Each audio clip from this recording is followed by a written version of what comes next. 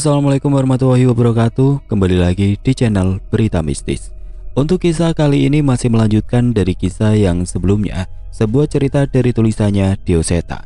Kisah yang berjudul Kutukan Sewu Lelembut. Dan sebelum kita lanjut ke ceritanya, tekan dulu tombol like video ini dan jangan lupa tekan juga tombol subscribe channel ini. Nyalakan juga lonceng notifikasinya agar tidak ketinggalan cerita-cerita lainnya dari channel ini. Dan buat teman-teman yang pengen membaca langsung ceritanya, nanti silahkan saja kunjungi linknya yang nanti akan saya sertakan di kolom deskripsi. Dan seperti apa untuk lanjutan dari kisah ini, langsung saja kita masuk ke ceritanya.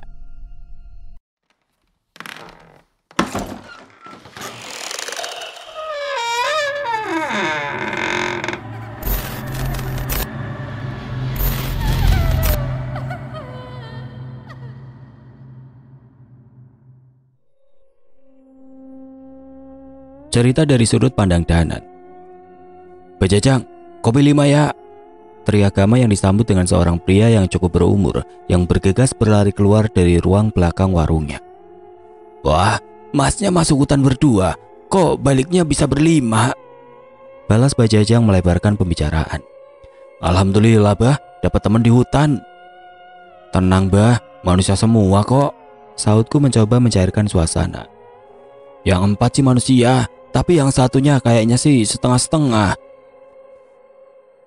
Cahaya memulai keisengannya sembari mengunyah pisang dari warung dan melirik ke arah Budi. Budi yang menyadari maksud iseng Cahaya membalasnya dengan tatapan penuh ancaman. "Setengah apa?" gertak Budi sembari mengebrak meja. Setengah sendok saja gulanya bah, jangan manis-manis," teriak Cahaya tidak mau memancing emosi Budi lagi dan sudah cukup puas dengan sedikit menggoda temannya itu. "Jangan galak-galak mang, nanti susah dapat jodoh," bisik Cahaya pada Budi dan segera melarikan diri mencari tempat aman di luar setelah mengisi perut dengan beberapa buah pisang dari warung Bajajang. Sekali lagi aku tertawa melihat hubungan pertemanan antara kedua makhluk yang sangat katam dengan hutan ini. "Biji salak mang Budi," tawarku sembari menunjukkan beberapa biji yang cukup besar hasil mengunyah beberapa buah salak sejak tadi. Budi menerimanya dengan senyum dan melemparnya keluar warung beberapa kali. "Waduh, Mang Gondrong!" Tepat begitu suara terdengar, berarti misiku dan Budi sudah selesai dan kami bisa kembali fokus ke pembicaraan. Aku memperhatikan seorang pria yang sedikit lebih muda dari kami. Seorang pria yang sepertinya memang terbiasa mengenakan pakaian keraton dan sepertinya memiliki cukup banyak rahasia. "Mas Kimpul, bener ya namanya?" tanya Gama. "Benar. Tapi sepertinya dengan kondisi saat ini, tidak ada gunanya lagi saya menyembunyikan identitas saya. Seperti yang kalian dengar dari Baron dan Keling, saya merupakan salah satu keturunan dari Tra Argoyo dan dikenal dengan nama Raden Rahardian. Nama Kimpul adalah nama yang saya pilih untuk bersembunyi dari Raden Sengkuni dan anak buahnya." Kimpul bercerita bahwa ia memiliki sebuah kelebihan yang diincar Raden Sengkuni, sebuah ilmu yang disebut dengan nama Pangaweruh, di mana seharusnya ia bisa mendapatkan penglihatan dari masa depan. Pangaweruh adalah ilmu yang bisa membuat pemiliknya melihat beberapa masa ke depan. Bila dimiliki oleh orang yang mampu menguasainya, ini adalah ilmu yang mengerikan. Untuk saat ini Kimpul belum menguasai sepenuhnya Pangaweruh miliknya. Namun bila Raden Sengkuni bisa merebutnya, ia akan bisa menggunakan ilmu itu sepenuhnya dan menjadi yang terkuat di antara seluruh Trahningrat. Apa artinya ilmu itu bisa membuat seseorang manusia merubah takdir yang digariskan oleh Tuhan? Entahlah, tapi selama ini apa yang pernah terlihat di Pangaweruhku selalu terjadi dengan akurat, termasuk pertemuan kita tadi. Kimpul melarikan diri dari desa ke desa dan bersembunyi di Siti Pangaliran. Sementara sembari mencari Kimpul, Raden Sengkuni mempersiapkan pasukannya dengan mencari tumbal dari desa-desa yang ia singgahi. Bayangkan saja, dengan kekuatannya sekarang yang mengerikan dan kemampuan membaca apa yang musuhnya lakukan beberapa saat ke depan, tidak akan ada yang bisa mengalahkannya. Ia akan menguasai tahta tunggal itu seorang diri. Mendengar cerita Kimpul, semua bencana yang terjadi di desa kami semakin jelas. Sosok yang dimaksud oleh punden dari Wayang Arsa tidak lain adalah Raden Sengkuni itu sendiri yang merupakan pimpinan dari Baron dan Keling. Suara sendok yang mengaduk kopi mulai terhenti bersama langkah Bajajang yang mendekat mengantar kopi kami. Cukup lama ia membuatkan kopi untuk kami. Entah karena dia takut mendengarkan perbincangan kami atau ia tidak mau memotong obrolan kami. "Mangga diminum." Aku menatap Bajajang dan sedikit berpikir. Cukup aneh juga ada warung yang dekat dengan alas Rowo Sukmo yang jelas terkenal berbahaya ini. Terlebih walau dekat dengan jalan utama, warung ini cukup jauh dari desa. "Bajajang, memangnya ngebuka warung di sini ramai, Mbak?" "Ah, rezeki mah sudah ada yang ngatur, Mas." Ucapan itu tidak menjawab tujuanku membuka dengan pertanyaan itu. "Maksudnya alas Rowo Sukmo kan hutan berbahaya. Kenapa Bajajang tetap membuka warung di sini?" Dari luar jendela Cahyo sedikit memberi isyarat padaku, mempertanyakan maksudku menanyakan itu pada Bajajang. Aku memberi sedikit lambaian tangan padanya, memberi isyarat agar tidak terlalu khawatir. Bajajang menatap kami satu persatu dan menghela nafas. "Ya sudah, kalau kalian punya banyak waktu, Abah akan ceritakan." "Ceritain, Bah, kami juga butuh istirahat yang cukup lama."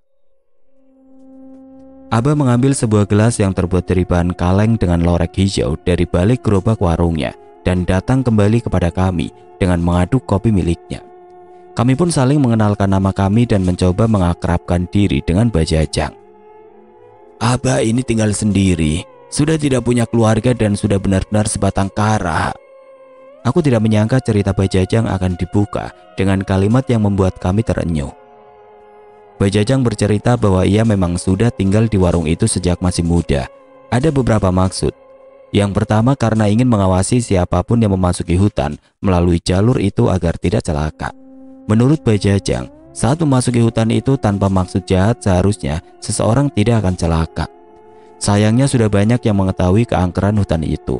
Mereka mencari sosok punden yang menurut mereka bisa memberikan ilmu pesugihan, pengasihan, bahkan kesaktian. Orang-orang seperti itulah yang akan dikalutkan di sana. Pada akhirnya mereka hanya akan tersesat, kembali dengan linglung, atau dimanfaatkan oleh sosok yang mengatasnamakan penunggu hutan itu. Aku sedikit tersenyum. Ternyata ada juga orang seperti Bajajang yang rela menghabiskan masa hidupnya untuk menjaga tempat seperti ini demi orang lain. Kopi yang masih panas dan suara burung hutan yang hinggap di warung menemani perbincangan kami. "Apa Bajajang ini juru kunci?" tanya Gama penasaran. Bukan, saya bukan orang sepenting itu." Ia pun menyeruput kopinya menikmati perbincangan dengan kami. Sepertinya cukup jarang ia bisa berbincang dengan orang lain di sana. "Tidak cuma itu kan alasannya, Bah." Budi yang sedari tadi diam sepertinya menyadari sesuatu. Entah mengapa aku merasa di dalam diamnya, Budi adalah orang yang peka dan teliti dengan apa yang ada di sekitarnya. "Benar ucapan Nak Budi. Alasan utama saya berada di sini karena kisah dari leluhur saya." "Kisah leluhur?" Saya merasa tertarik dengan cerita itu dan masuk kembali ke dalam warung melalui jendela tempat ia mendengarkan sedari tadi. Bajajang mengangguk sembari sedikit tersenyum seolah senang dengan apa yang akan dia ceritakan. "Kalian pernah dengar Tanah Para Pendekar?" Kami saling menatap satu sama lain. Aku dan Gama sepakat menggeleng, tapi tidak dengan Cahyo, Budi dan Kimpul. "Tempat di mana pendekar terkuat berkumpul dan mempertaruhkan segalanya di pertempuran itu?" tanya Cahyo. "Tempat mengerikan di mana berbagai ilmu berkumpul di satu tempat untuk saling diadu maupun saling diasah," tambah Budi. "Tempat pusaka terkuat dipertontonkan dan harkat dan martabat dipertaruhkan. Eyang pernah bercerita soal ini," tambah Kimpul. Aku tidak menyangka mereka pernah mendengar tentang itu semua. Aku menanyakan pada Cahyo dari mana ia mengetahui sesuatu yang dinamakan Tanah Para Pendekar. Namun ia menjawab bahwa tempat itu mungkin saja tidak benar-benar ada. Ia hanya sempat mendengar mengenai tempat itu dari kera alas Wanamarta Giridaru. Banyak yang mengaku datang ke Tanah Para Pendekar, namun tempat yang mereka dapati hanyalah tempat di mana para pendekar dikumpulkan, tidak lebih, jelas Kimpul. "Bedanya apa dengan yang dimaksud Bajajang?" tanya Gama. "Maksud keberadaan tempat itu?" Budi menceritakan bahwa Tanah Para Pendekar adalah ranah pertarungan yang muncul karena suatu maksud. Penentuan pemilik pusaka, perebutan tahta, pewarisan ilmu keramat. Tanah para pendekar akan terbuka memanggil semua yang pantas terlibat dari berbagai alam, dan tempat itu memberi berbagai sumber daya yang tidak masuk akal. Walau begitu, para ahli bela diri yang mengetahui cerita ini menganggapnya hanya sebagai cerita legenda saja, tutup Budi. Bajajang sepertinya cukup puas mendengar jawaban mereka bertiga dan kembali meletakkan gelas kopinya. Percayalah, tanah para pendekar itu ada, dan saya adalah keturunan terakhir dari penduduk asli tempat itu, jelas Bajajang. Mendengar pernyataan itu, Kimpul, Cahyo dan Budi memandang serius pada Bajajang.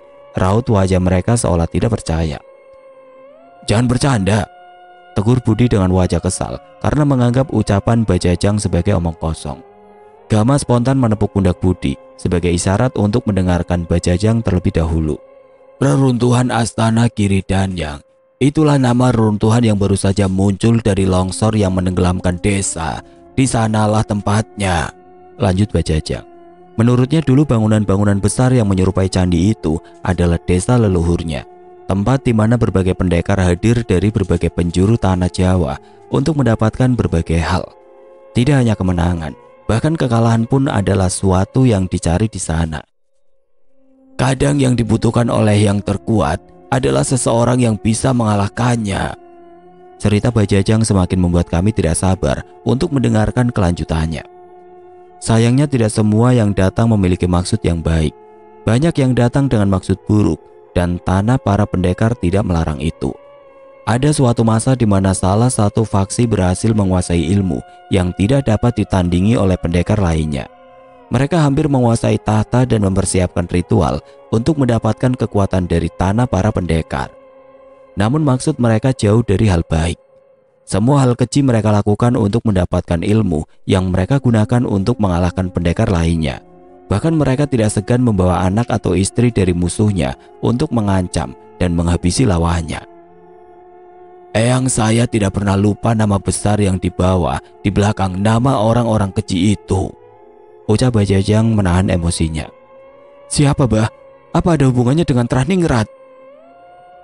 Entahlah, tapi pemimpin dan petinggi mereka memegang nama Paku Jagar, jelas Bajajang. Aku merasa pernah mendengar nama itu. Aku pun menoleh ke arah Cahyo dan sepertinya ia pernah merasakan hal yang sama. Tapi sepertinya hal terpentingnya bukan itu. Apa yang terjadi dengan mereka, bah? Kimpul tidak sabar. Bajajang menceritakan bahwa sebelum mereka sempat melakukan ritual, para pendekar menghadang pendekar Paku Jagar itu dan menentangnya menguasai ilmu itu. Pertempuran besar terjadi di desa Bajajang. Sebuah pertempuran yang terjadi selama 3 hari 3 malam tanpa terputus. Pertarungan itu melepaskan berbagai ilmu hingga menggetarkan gunung, seolah enggan menentukan pemenang di antara kedua pihak. Semua getaran dari pertarungan itu merobohkan bebatuan gunung dan menghancurkan Astana Giridanyang dan menimbunya dalam longsor yang begitu dalam. Pertarungan itu terhenti dengan tanpa diketahui berapa pendekar yang selamat dan berapa pendekar yang mati. Warga desa yang selamat hanya hitungan jari, dan mereka sepakat untuk menyimpan baik-baik rahasia tentang Astana Giridanyang. Memangnya apa yang terjadi kalau sampai mereka mendapatkan kekuatan dari Astana Giridanyang? Tanyaku penasaran. Ilmu yang mungkin bisa membuat penggunanya menghancurkan sebuah kerajaan dengan seorang diri, jawab Bajajang. Apa itu tidak berlebihan, bah? Tanya Gama. Tidak, itu tidak berlebihan. Itu yang sedang diincar Raden Sengkuni, timbal Kimpul. Mendengar ucapan itu kami pun semakin sadar betapa bahayanya sesuatu yang kami hadapi saat ini. Bajajang tahu itu ilmu apa? Saya hanya tahu sedikit, jawab Bajajang. Beliau bercerita bahwa ilmu itu akan mengikuti niat pemiliknya. Bila pemiliknya memiliki niat baik, ilmu itu bisa dalam sekejap menghapuskan 1000 kutukan maupun ilmu dari orang yang berniat jahat. Tapi bila didapatkan oleh mereka yang berniat jahat, ilmu itu akan menjadikan kutukan yang mampu membangkitkan tubuh maupun roh dari setiap nyawa yang telah dibunuh oleh orang itu. Semakin banyak yang ia bunuh, semakin kuat pula kutukan itu. Kami menyebutnya kutukan 1000 lelembut, jelas Bajajang. Aku menelan ludah mendengar cerita itu. Tangan Cahyo mengepal keras, sepertinya ia membayangkan betapa mengerikannya kekuatan itu bila dikuasai oleh Raden Sangkuni, dan keringat dingin mengucur dari tengkuk Kimpul. "Pasti ada cara untuk mencegahnya kan, Bah?" tanya Kimpul. "Satu-satunya cara adalah menghalangi orang-orang itu mendapatkannya. Dan sejak kalian kembali dari alas Rawa Sukmo tadi, saya sudah mengira bahwa mungkin kalianlah yang dipercayakan tugas itu." Benar, pertemuan kami semua bukanlah sebuah kebetulan. Kimpul sudah menceritakan tentang pangweruhnya yang menunjukkan keberadaan kami semua. Tapi apa kami benar-benar mampu menghentikan niat Raden Sangkuni yang gila ini? Awan mendung terlihat melintas singkat di atas warung Bajajang. Kami tidak menghiraukannya dan merasa nyaman di warung Bajajang yang kami rasa tidak bocor dari air hujan ini. Tapi sebuah benda melintas di sekitaran warung saat gerimis mulai turun. Ada sesuatu yang membuat perasaanku tidak nyaman. "Nan, ngerasa ada yang aneh?" tanya Gama. Mengetahui Gama merasakan hal yang sama, aku pun memberi isyarat pada Cahyo yang segera meninggalkan tempatnya dan memeriksa keadaan di luar bersama Budi. "Ada apa ini?" Bajajang melihat perubahan gelagat kami tiba-tiba. "Bajajang, jangan jauh-jauh dari kami ya," ucapku yang belum bisa menjelaskan apapun ke Bajajang. Bayangan di atas warung terlihat lagi melintas. Kali ini Cahyo dan Budi dengan cepat mengikuti arah itu dan melompat ke beberapa pohon, mencari keberadaan sosok yang menghilang dengan seketika itu. "Apaan, Jul?" "Gak tahu, keblek, kelelawar, tapi kayaknya sesuatu yang besar. Jangan jauh-jauh dari Bajajang dan Kimpul," teriak Cahyo. Aku menuruti ucapan Cahyo dan tetap berjaga bersama Gama melindungi Bajajang dan Kimpul. Brak! Di tengah kebingungan kami, tiba-tiba atap warung yang terbuat dari seng itu berlubang dengan jatuhnya sebuah sosok besar berwarna hitam. Matanya memerah dengan besar dan gigi-gigi dan taring yang begitu besar. Ia mencengkram Bajajang dengan kaki bercakarnya dan kembali melompat tinggi menembus atap warung lagi. "Apa itu? Kelelawar besar?" Gama tidak percaya dengan apa yang ia lihat. "Entahlah, tapi jangan biarkan dia membawa Bajajang," teriakku yang segera keluar mengejar keberadaan sosok yang membawa Bajajang itu. "Tolong!" teriak Bajajang yang berusaha memukul cakar makhluk yang mencengkram bahunya. Beruntung saat sampai di luar, dua buah pukulan mengerikan segera mendarat di tubuh makhluk itu. "Minggir!" teriak Budi, sementara Cahyo lebih memilih untuk menyusul pukulan Budi hingga membuat makhluk itu terpental hingga tersangkut di salah satu pohon. "Jangan lengah, itu siluman Lawo Ireng." Lawo Ireng? Jadi makhluk itu benar-benar ada. Selama ini aku hanya mengira makhluk itu hanyalah ketakutan dari orang-orang saja. Aku pernah mendengarnya dari beberapa orang mengenai keberadaan makhluk hitam berwujud manusia dengan tubuh menyerupai kelelawar. Kebanyakan dari mereka dipercaya merupakan jelmaan manusia berilmu tinggi yang mengambil jalur hitam.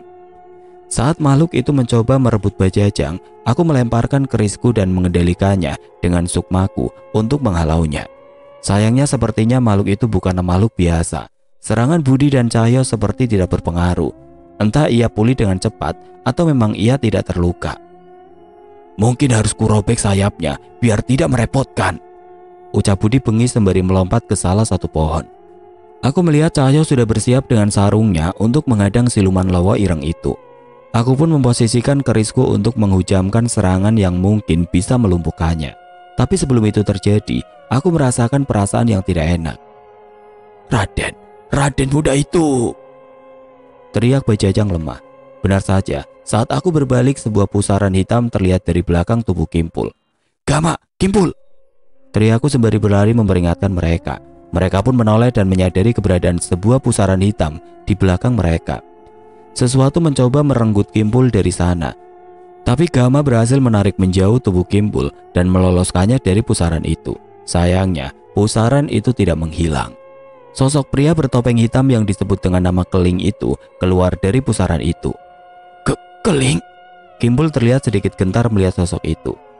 "Jangan takut, kita semua ada di sini. Dia tidak akan bisa mengalahkan kita," ucap Gama yang sudah bersiap dengan gelang Gengge di tangannya. "Bertarung benar-benar sia-sia. Aku sudah mendapatkan tumbal yang cukup untuk menyempurnakan ilmuku, Waringin Sukmo." Hanya dengan mengarahkan telapak tangannya ke arah Kimpul, tiba-tiba sebuah pusaran hitam muncul dari bawah kakinya dan membuatnya terhisap begitu saja tanpa mampu melawan. "Kimpul!" Aku dan Gama berlari mengejar Kimpul yang tidak tergapai. Budi dan Cahyo menghampiri kami, mencoba menahan pusaran hitam yang dibuka oleh Keling. Tapi, bahkan kami tidak tahu ilmu seperti apa yang ia gunakan hingga Kimpul menghilang dari pandangan kami. "Kembalikan dia!" Cahyo berteriak emosi dan memukul Keling sekuat tenaga dengan pukulannya. Namun dalam hitungan detik, Keling sudah berada di tempat lain yang jauh dari tempat Cahyo berada. "Gua habisi Raden pengecut itu dulu, setelah itu giliran kalian."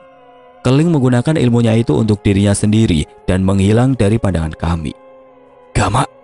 Belum sempat mencari cara menolong Kimpul, Budi menunjuk ke arah salah satu sisi langit hutan dan mendapati siluman Lowo Ireng itu pergi meninggalkan tempat itu.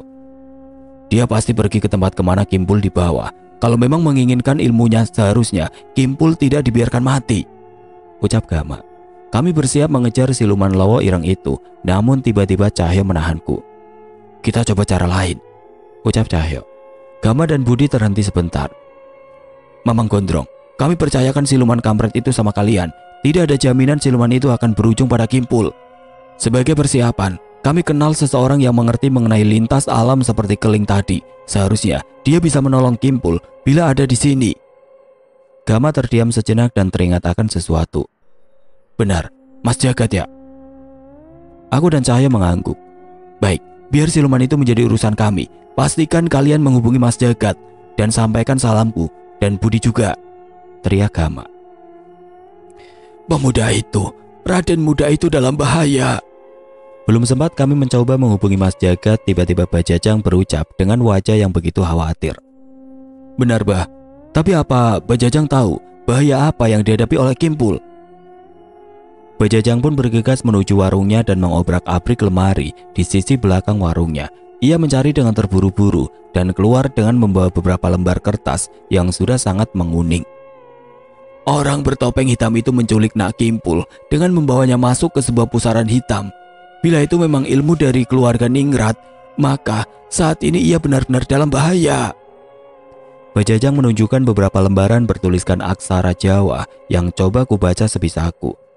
Lembaran ini tidak terlalu tua, tapi sepertinya merupakan salinan dari catatan seseorang yang hidup di zaman yang jauh sebelum saat ini. "Siti Kawaruhan?" tanyaku pada Bajajang saat melihat nama sebuah ilmu yang mirip seperti yang digunakan oleh Keling. Bajajang menggeleng. "Bukan, pria bertopeng itu menggunakan ilmu Waringin Sukmo. Salah satu kekuatannya adalah membawa korbannya ke sebuah tempat bernama Siti Kawaruhan itu. Di sanalah para pemilik ilmu ini menjebak musuh-musuhnya."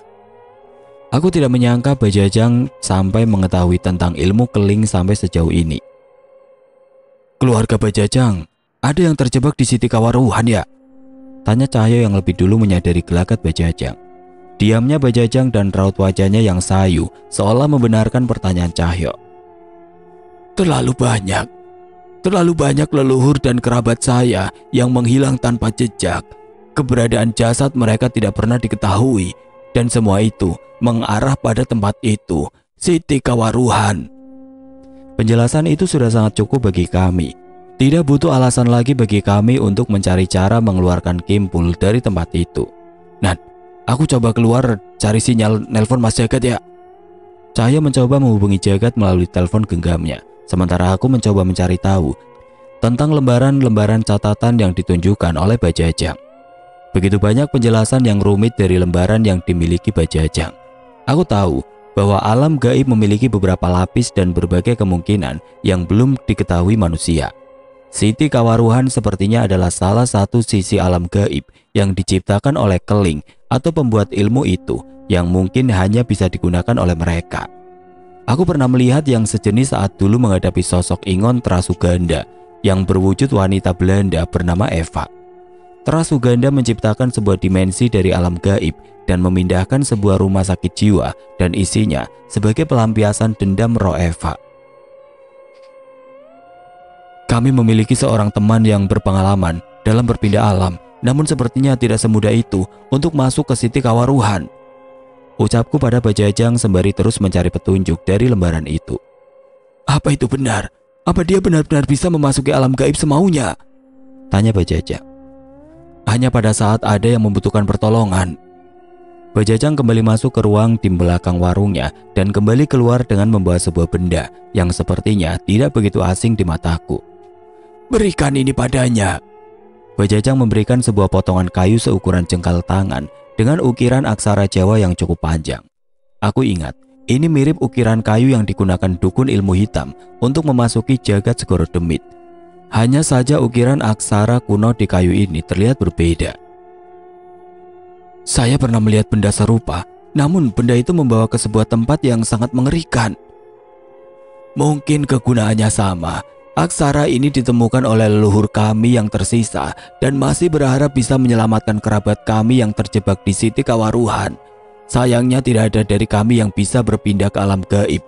Begitu saja. Siti Kawaruhan bukanlah alam yang bisa dimasuki hanya dengan roh atau sukma saja." Aku mulai sedikit mengerti penjelasan Bajajang. Di satu sisi aku bersyukur Bajajang sudah lebih dulu mencari tahu tentang hal ini. Jika tidak, walaupun bersama Mas Jagat, kami juga belum tentu bisa menolong Kimpul. "Danat," Cahyo kembali dengan tergesa-gesa dengan wajah cemas. "Kenapa, Jul?" "Aku nggak bisa ngubungin Mas Jagat dan Dirga. Waktu nelpon ke Abah, katanya mereka sudah menghilang lebih dari 2 malam tanpa ada kabar sama sekali." Beralih ke sudut pandang Dirga. Angin malam berembus tidak seperti biasanya. Hawa dingin merasuk ke siapapun yang masih berada di luar di malam yang kembali kelam. Suara langkah kaki terdengar beberapa kali melintas dengan suara kentongan yang dipukul tanpa henti. Kejadian yang terjadi pada Teira dan kemunculan Baron membuat warga desa harus tetap waspada. "Tidur, besok sore kita berangkat," teriak Mas Jagat yang kebetulan lewat melintasi rumahku. "Iya Mas, sebentar lagi," balasku yang masih ingin merenung sendiri di teras depan rumah sembari memikirkan pertarungan dengan sosok bernama Baron kemarin. "Mikirin apa?" Abah muncul dari pintu sembari menyeruput kopi panas di tangannya. Abah, enggak Bah, biasa, enggak nyangka lagi kita akan menghadapi situasi seperti ini lagi." Ya, itu memang sedikit kekhawatiranku. Tapi sebenarnya ada satu hal lagi yang terus terbayang di pikiranku. Tidak mungkin juga aku menceritakan hal itu pada Abah. "Kalau kamu bingung, lebih baik ke masjid dulu. Siapa tahu bisa bikin kamu lebih tenang," ucap Abah. "Iya Bah, mungkin nanti Dirga ke masjid." Aku melihat ke arah Abah. Apa mungkin aku harus menceritakan tentang penglihatanku saat melawan Baron kemarin? Tapi bagaimana jika itu hanyalah ketakutanku saja? Dan bagaimana jika aku akan berakhir menyakiti teman-temanku sendiri? Aku benar-benar merasakan dan melihat keris Dasa Sukma, peninggalan leluhurku berterbangan membelah Sukma dan menghabisi warga desa. Entah apakah itu perbuatanku atau ada seseorang yang merebut dan bisa menggunakan keris ini. "Abah, apa mungkin ada orang lain yang bisa menggunakan kekuatan keris Dasa Sukma?" Tanyaku mencoba membuka pembicaraan. "Orang lain? Sepertinya tidak. Pusaka Dharma Wijaya hanya diturunkan untuk satu orang. Kalaupun bisa digunakan oleh orang lain, hanya ada 2 kondisi. Sang pemilik mewariskan, atau sang pemilik mati dan keris itu memilih tuannya yang baru." Aku mengangguk mencerna jawaban Abah. "Memangnya kenapa?" Enggak Bah, Dirga ke masjid dulu saja Bah." Pamitku kepada Abah yang masih menikmati kopi dari cangkir kesayangannya itu. "Hati-hati." Aku mencium tangan Abah dan berjalan santai menuju masjid yang jaraknya hanya beberapa langkah dari rumah. Suara kentongan yang terdengar menjauh dan semakin kecil menemani lamunanku menuju masjid yang cukup dekat dari rumahku. Semoga saja aku bisa sedikit menenangkan diriku di sana. Tapi langkahku terhenti. Samar-samar dari jauh terlihat sosok yang berdiri di tengah jalan. Manusia? Sepertinya bukan. Sosok itu hanya terlihat seperti makhluk hitam yang berdiri menunduk, seolah memang menungguku di sana. Aku menelan ludah memperhatikan gerak-gerik sosok yang semakin aneh itu. Ia bergerak seperti menari. Tidak, ia menggerakkan tubuhnya dengan aneh, sembari tertawa dengan mata yang tertutup oleh rambutnya yang panjang dan tidak beraturan. Darah bangsawan." Sosok itu berucap dengan aneh, seolah mengincarku. Aku mulai waspada dan mencoba untuk mundur selangkah demi selangkah. Aku tidak bisa gegabah melawan makhluk itu seorang diri. Duk, sesuatu terlempar dan menggelinding menyentuh kakiku. Aku meliriknya. dan mendapati sebuah kepala manusia yang masih berlumuran darah terjatuh di kakiku. Aku sudah dapat satu, tubuhku mulai kembali. Aku menoleh ke arah suara itu dan mendapati sosok yang tengah menyeret bagian tubuh manusia. Satu tangannya memegang potongan kaki korban itu dan memakannya. Entah bagaimana aku menjelaskan wujudnya, ia seperti setengah manusia. Dengan setengah bagian tubuh hanya tulang hitam, persis seperti sosok yang menghadangku tadi. Namun setiap ia mengisap darah dari bagian tubuh yang ia bawa, tubuhnya berangsur-angsur kembali. Sakit, darah, aku juga mau tubuh. Bahaya, jelas saat ini aku dalam bahaya. Aku sama sekali tidak mengira akan disergap di tempat yang hanya berjarak beberapa langkah dari rumahku. Aku berpikir sejenak memastikan apa yang seharusnya kulakukan.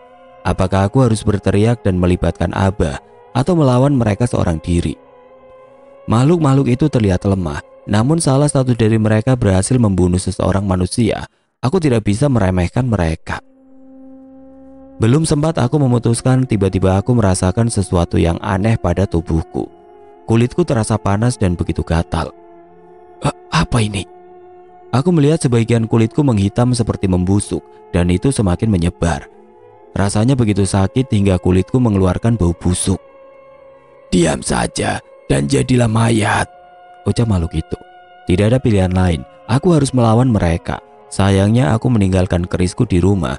Aku membacakan beberapa doa untuk mengusir jin, namun mereka sama sekali tidak gentar. Kau pikir kami arwah penasaran? Kalau bukan setan, kalian ini apa? Balasku sembari berusaha membacakan amalan yang mungkin bisa menghapus kutukan mengerikan yang mereka lakukan pada aku. Kami juga manusia sepertimu, hanya saja tubuh kami sudah menghabiskan waktu terlalu lama terpendam di dalam tanah. Balasnya yang tiba-tiba kini berada tepat di hadapanku. Kini wujudnya terlihat jelas. Dia seperti mayat yang tubuhnya sudah membusuk dan sebagian dagingnya sudah habis dimakan belatung. Namun ada kekuatan hitam meluap-luap dari dalam dirinya. Terlebih ada sisa-sisa pakaian prajurit zaman kerajaan melekat di tubuhnya. Menyerah saja. Tidak, aku masih belum mau menyerah. Rasa sakit di tubuh ini semakin menjalar, namun aku masih merasakan ada yang aneh dengan kutukan ini. Sekilas aku teringat dengan Mas Danan dan bagaimana ia mengendalikan keris raga sukmanya. Aku pun menjaga jarak sejauh mungkin dan menghubungkan sukmaku dengan keris raga sukma yang berada di rumah. Prang! Dari jauh terdengar suara kaca jendela yang pecah bersama sebuah keris yang sudah terlepas dari sarungnya mengarah ke arahku. Dengan sigap aku mengarahkannya ke makhluk yang berada di dekatku dan prang! Aku seperti terjatuh dan tiba-tiba terduduk. Aku tidak mengerti apa yang terjadi.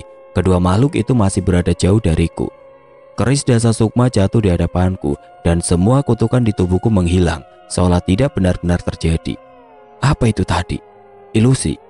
Aku melihat kekecewaan di wajah mereka. Sepertinya kedatangan keris dasa sukma memecah ilusi yang mereka gunakan padaku. Kurang ajar. Aku segera memecah kerisku menjadi 3 dan menyerang mereka berdua.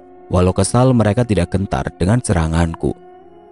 Sing sedo, wis wayahe tangi, sing tangi, wis wayahe sedo. Kedua makhluk itu berucap dengan tatapan yang tajam. Kali ini kepulan asap hitam dari tubuhnya meluas dan bahkan hampir menutupi pandanganku. Sebuah serangan melayang ke arahku. Aku menangkisnya dengan keris dan menyadari itu hanyalah sebuah potongan tangan yang dilemparkan ke arahku. Aku kembali waspada dengan setiap langkah yang terdengar di sekelilingku. Sayangnya, asap hitam semakin pekat hingga menghalangi pandanganku. Balungan ningrat. Terdengar suara mendekat ke arahku. Dengan sigap aku melindungi diriku dengan semua pecahan kerisku. Namun, setelahnya, berbagai macam dan berbagai jenis serangan bertubi-tubi mencoba menyerangku. Kepulan asap hitam, pukulan, cakaran, bahkan percikan darah yang terasa begitu panas menyerang tubuhku. Sepertinya aku tidak bisa mengambil resiko. Abah, ada serangan! Teriakku mencoba menyadarkan Abah maupun siapapun warga desa yang bisa mencarikan pertolongan. Anehnya saat aku berteriak, kedua sosok itu malah tersenyum. Perasaanku benar-benar tidak enak. Rasa sakit mulai terasa di beberapa luka bakar di kulitku. Sayatan, bekas cakaran yang kudapat dari serangan yang gagal kutahan, mulai menahan gerakanku. Entah berapa kali aku berteriak, tidak ada siapapun yang datang mendekat ke arahku. Jangankan teriakanku, seharusnya Abah sudah sadar saat keris Dasa Sukma keluar memecahkan kaca rumah. Kecuali, aku berlari jauh mundur dari kedua makhluk itu. Dengan hati-hati aku mencoba memperhatikan semua hal di sekitaranku. Tapi semua tidak seperti sebelumnya.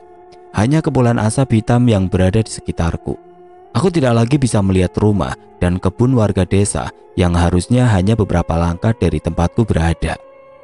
Sial, sejak kapan kalian membawaku ke tempat laknat ini? Aku lengah. Kedua makhluk itu memang tidak berniat menghabisiku di desa. Mereka menjebakku di alam gaib ini. Ternyata kau bocah yang bodoh. Nafasku semakin sesak. Asap hitam ini terus terhirup ke dalam tubuhku. Setengah mati aku menahan serangan sembari memaksakan nafasku. Samar-samar aku sempat merasakan perasaan yang aneh. Ada sesuatu menembus tubuhku, seperti ada sebuah tangan yang merogoh punggungku. Menyadari hal itu, aku melepaskan keempat wujud keris Dasa Sukma dan menghalau segala sesuatu yang mendekat ke arahku. Apa itu tadi? Aku menoleh ke arah sekitar dan mendapati kedua makhluk itu bersiap kembali menyerangku. Entah aku merasa seolah mereka tidak ingin membunuhku. Dari situlah aku tersadar dan terlambat menyadari. Tanpa sempat aku halau, tiba-tiba aku merasakan kembali beberapa tangan yang menggenggam bagian dalam organ tubuhku. Jantung dan paru-parunya milikku. Aku ingin kedua matanya. Nafasku tersentak, beberapa organ tubuhku seperti tergenggam sesuatu yang tidak dapat kujelaskan. Seolah ada tangan yang menembus tubuhku. Bila perkataan makhluk itu benar, apa mungkin aku akan mati di tempat ini? Minggir! Di tengah kebingunganku tiba-tiba muncul seseorang yang merebut pecahan keris Dasa Sukmaku dan membelah sesuatu yang merogoh ke dalam tubuhku. Brak! Aku terjatuh. Kedua makhluk itu melompat dengan bagian tangan yang terbelah dengan kerisku. Dirga! Itu Mas Jagat. Aku selamat. Berani-beraninya membuka gerbang gaib di wilayahku. Bentak Mas Jagat. Sepertinya ia menyadari keberadaanku karena bisa merasakan ada gerbang gaib yang terbuka di desa ini. Beruntung Mas Jagat berinisiatif untuk memeriksa tempat ini. Aku memeriksa tubuhku dan mencoba untuk bernafas. Sepertinya mereka belum melakukan apapun pada tubuhku. Pengganggu, brengsek, aku ingin mendapatkan tubuhku. Teriak sosok bertubuh mayat itu dengan murka.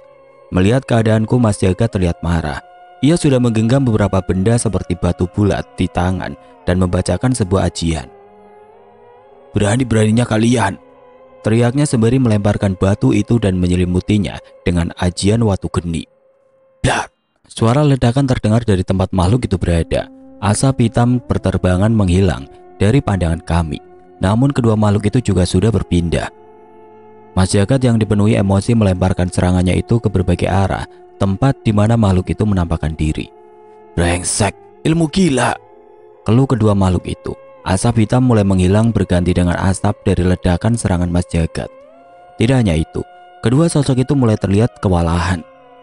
Kalau kalian sebodoh itu, kalian tidak akan mendapatkan tubuh kalian. Tiba-tiba terdengar suara seseorang yang menggema di sekitar kami.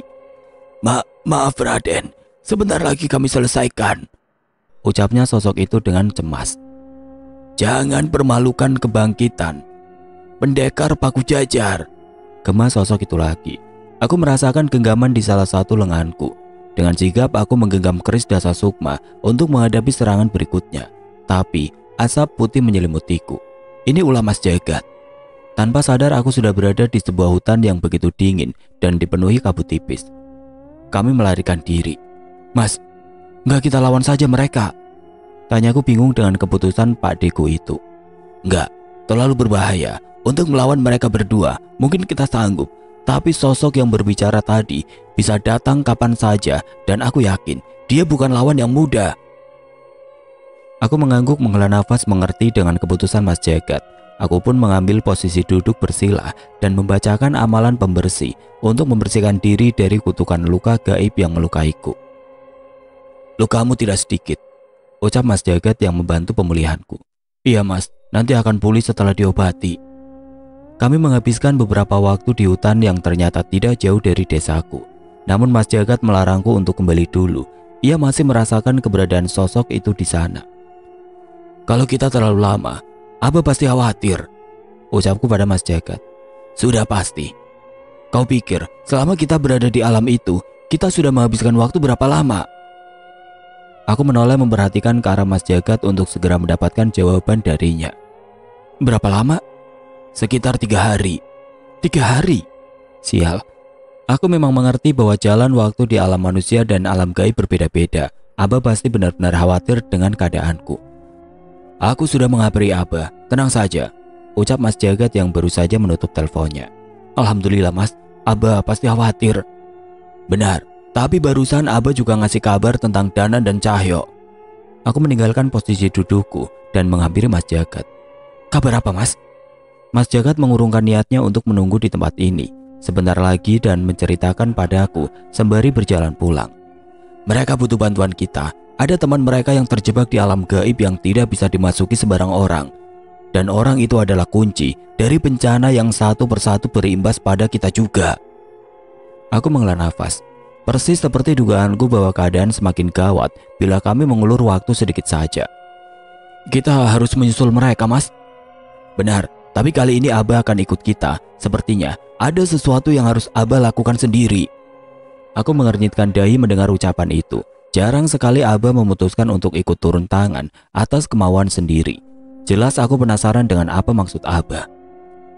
Kepulangan kami disambut oleh Abah dan emak yang terlihat begitu cemas. Aku pun menceritakan apa yang terjadi dan Abah juga sudah memastikan bahwa kedua sosok yang menyerangku sudah menjauh dari desa.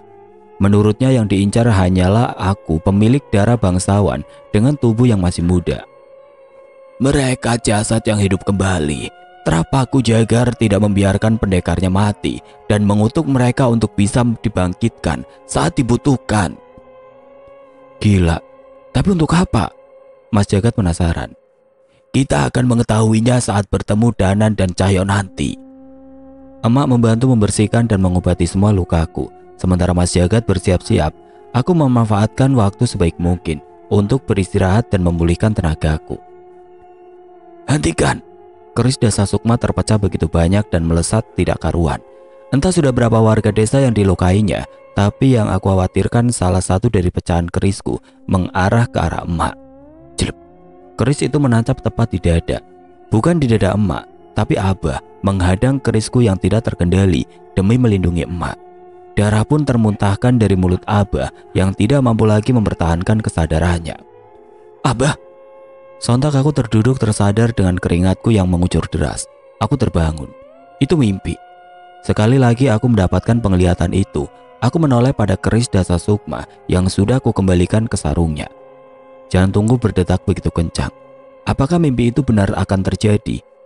Bila iya, aku mungkin tidak akan pernah bisa memaafkan diriku sendiri.